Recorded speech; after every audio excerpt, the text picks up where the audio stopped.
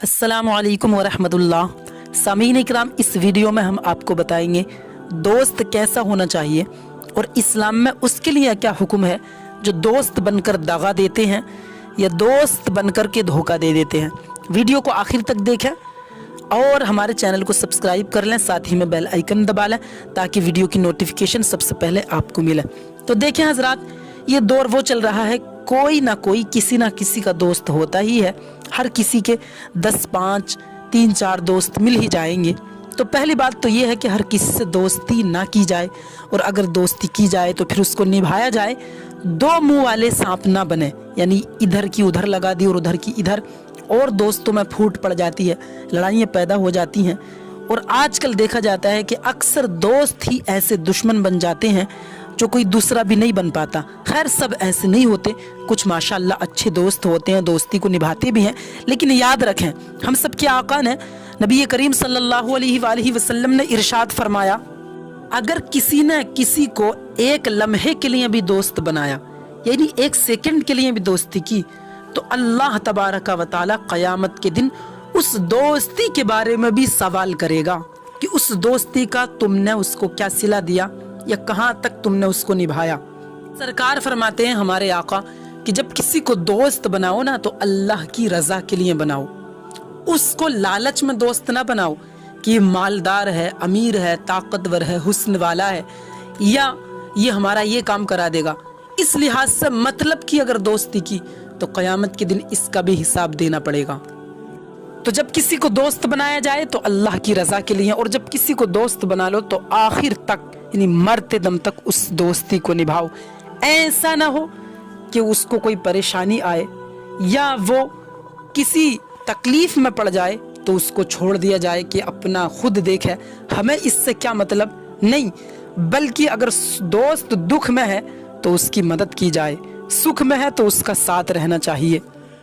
यही वजह है कि इमाम हुसैन शहीद आज़म, शहीद करबला, उनकी बारगाह में उनका बचपन का दोस्त आया और आकर के बोला, मुझे ये परेशानी है और मुझे इतने पैसों की ज़रूरत है।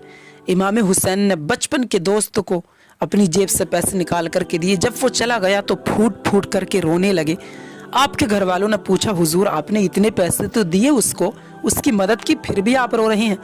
इमाम हुसैन फरमाते हैं कि वो मेरा दोस्त था और वो भी बचपन का दोस्त, और वो मुझे इस हालत में आकर के मिला कि उसे पैसों की ज़रूरत थी, उसने मुझसे मुंह से आकर के मांगे। अरे दोस्ती का हक तो ये था कि बिना मांगे मुझे उसकी तकलीफ़ समझ जानी चाहिए थी, मांगने की नौबत नहीं आने देनी थी, मुझे पहले ही उसकी मदद कर देनी चाहिए थी। कहीं ऐसा न हो कि क़यामत के दिन अल्लाह तबारक व तआला मुझसे सवाल करे कि तुम्हारा दोस्त तुमसे मांगने के लिए आया था, मांगने की ज़रूरत पड़ गई, तुमने पहले ही उसकी बिना मांगे मदद क्यों नहीं की।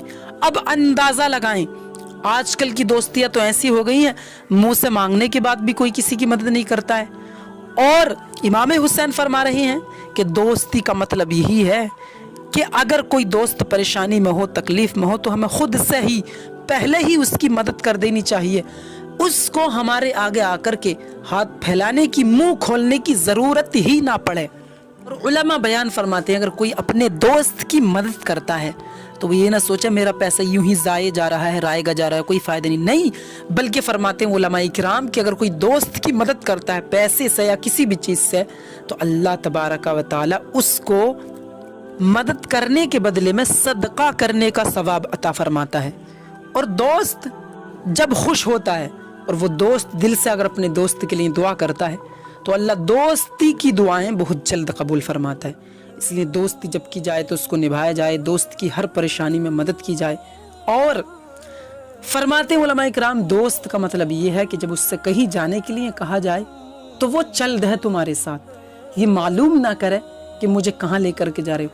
हाँ, अगर गलत जगह लेकर जा रहा है तो उसको पूरा हक है रुकने का और तुम्हें भी रोकने का। और दोस्ती का मतलब यही है, फरमाते हैं उलमा इकराम, मुफ्तियान इकराम, कि दोस्त अपने दोस्त को नेकी का रास्ता बताए, सही रास्ते पर चलाए, और ये ख्याल करें कि अगर मैं जन्नत में जाऊंगा तो अपने दोस्त को भी साथ लेकर के जाऊंगा। कहीं ऐसा ना हो कि मैं तो जन्नत में जाऊं, दोस्त रह जाए। इसलिए नेकी की दावत देने वाला ही हकीकत में दोस्त होता है।